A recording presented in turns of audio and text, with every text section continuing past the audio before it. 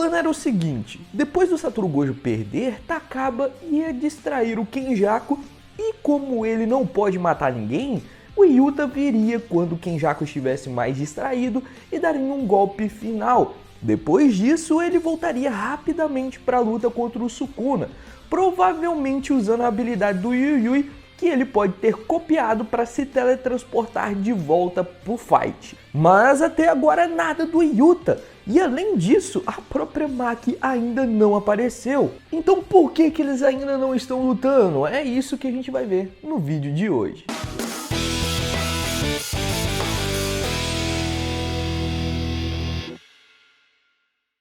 E aí galera, Lucas Dias na área para trazer mais conteúdo de Jujutsu Kaisen. E cara, se você ainda não é inscrito nesse canal, se inscreva aqui embaixo, só apertar no botão, porque esse daqui é um dos maiores canais de Jujutsu Kaisen e merece muito a sua inscrição, beleza? Se inscreve aqui. Bom, a gente tem dois acontecimentos gigantescos e talvez até mesmo igualmente importantes acontecendo ao mesmo tempo. Um é a luta contra o Sukuna, que é alguém quase impossível de ser derrotado. Já a outra é a luta do Kenjaku, que tem um plano que pode destruir não só o Japão, mas praticamente o mundo inteiro. A luta do Sukuna está acontecendo em Tóquio, que fica nessa região aqui do Japão. Já a do Kenjaku está no extremo norte do Japão, numa região chamada Iwate, que fica a 500 quilômetros de distância de Tóquio. Então com isso já dá para ver o seguinte, é muito longe onde um está do outro. Provavelmente a única forma de se locomover rapidamente para ainda pegar o fight e ajudar de alguma forma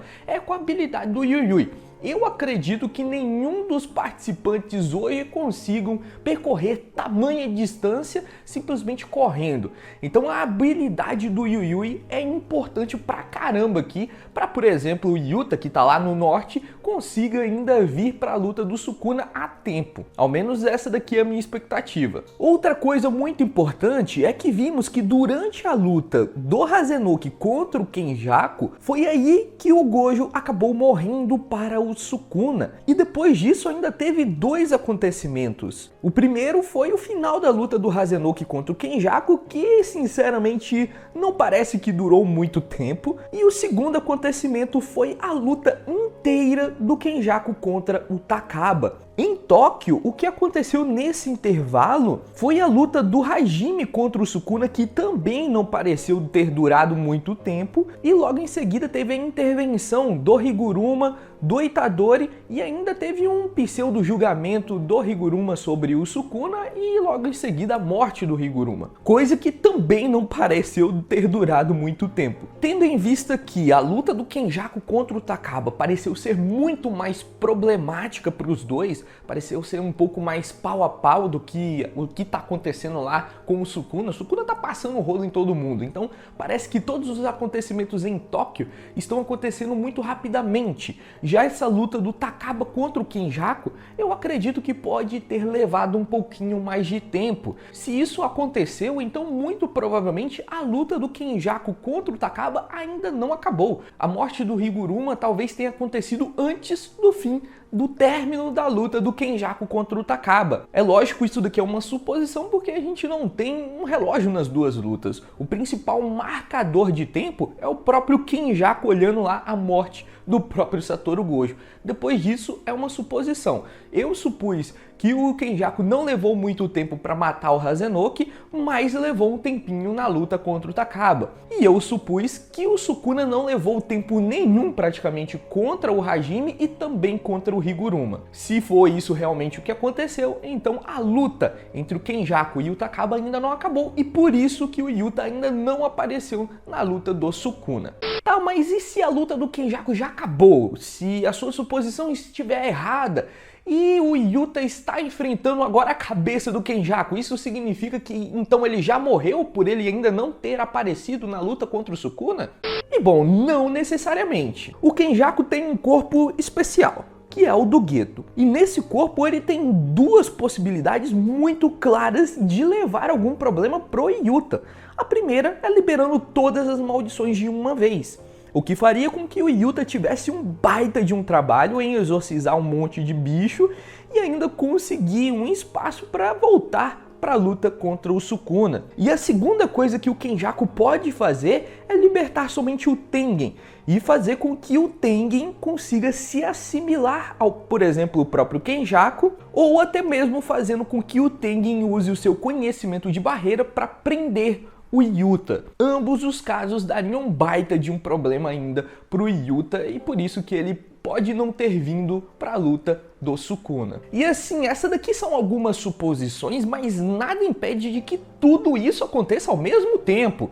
Que, por exemplo, a luta ainda não tenha acabado, a luta do Kenjaku e o Takaba. Quando acabar, o Kenjaku consiga liberar todas as maldições, ganhando um tempo para liberar o Tengen, e aí ele fazer assimilação com o próprio Tengen, fazendo mais trabalho ainda pro Yuta. Pode acontecer tudo ao mesmo tempo e resultar num Yuta morto, talvez. Porém, se você for perguntar pra mim, eu acredito que o GG Akutami não venha a matar o Yuta assim fora das telas, não. Eu acredito que o Yuta vai ter problema sim, principalmente por causa dessa imagem. A cara do Kenjaku aqui está toda veiuda, dando a impressão de que ele vai tentar ainda alguma coisa, ele não vai simplesmente morrer. E nesse caso, eu acredito que o Yuta ainda vai ter um baita de um trabalho com o Kenjaku, mas vai conseguir sair vivo, talvez machucado, talvez cansado, porém eu acredito que ele venha a sair vivo. Mas tudo isso daqui são hipóteses e as hipóteses que eu acho mais prováveis de acontecer. Eu te dei todas as opções aqui, aí você escolhe a que você acha mais confiável ou a que você acredita que venha a acontecer mesmo. Tá, beleza, mas e a Maki? A Maki seria uma baita de uma adição, uma baita de uma ajuda na luta contra o Sukuna, por que que ela ainda não apareceu? E o que eu acredito que tenha acontecido aqui é o uso da experiência do Satoru Gojo. Por enquanto, a gente viu todo mundo participando da estratégia na luta contra o Sukuna, mas a gente não viu ainda o Satoru Gojo dar pitaco nenhum.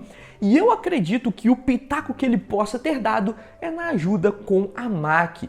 Isso porque ele teve uma experiência muito traumatizante, talvez seja a maior experiência da vida do Satoru Gojo com o Toji, onde ele mesmo tendo os 6 olhos, que faz com que ele tenha uma percepção muito mais apurada do que todo mundo, ele foi pego desprevenido pelo Toji. Se alguém de 6 olhos foi pego desprevenido daquela forma, então é possível pegar o Sukuna desprevenido, mas eles terão que fazer algo semelhante com o que o Toji fez com o próprio Satoru Gojo, que é deixá-lo cansado a ponto de ser suscetível para ser pego daquela forma desprevenido. Sukuna, por enquanto, tá longe de estar cansado, ele tá brincando com o Higuruma, simplesmente dando lição de como se usa técnica reversa ali. Ele não está nem um pouco preocupado, cansado, distraído, nada disso. Então ainda está um pouco longe de ser eficiente a aparição da Maki da mesma forma que foi com o Toji. O Sukuna tem que ficar ali bem mais distraído para que a Maki consiga chegar e dar um golpe quase que fatal ou fatal no Sukuna. De maneira indireta, eu já estou dizendo aqui que essa espadada que o Itadori vai tentar dar no Sukuna vai dar em nada, né? Que ele vai escapar porque ele tá atento, ele não vai ser pego desprevenido nessa situação, não.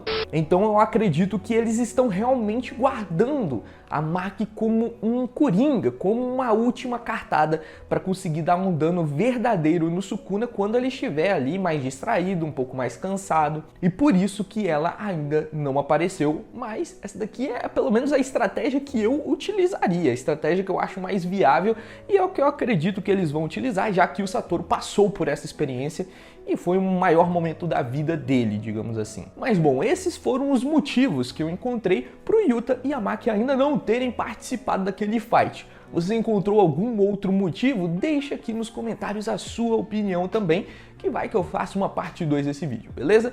No mais, eu espero que tenha gostado desse conteúdo, eu vou ficando por aqui e a gente se vê no próximo vídeo. Até mais!